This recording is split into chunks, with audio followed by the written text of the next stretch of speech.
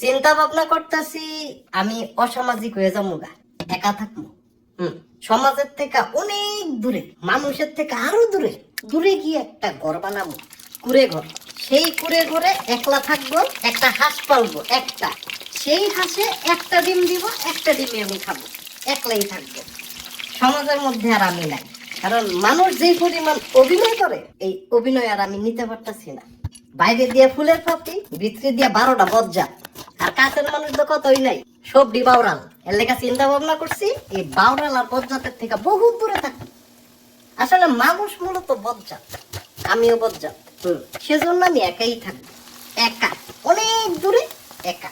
একা কিভাবে? একা এমনি হাঁটবো, একা ঘুমামো, একা খামো, একলাই। সমাজে আর ভাল লাগে না আমার, যেই অভিনয় করা শুরু করছো, এত অভিনয় করতে ইচ্ছো।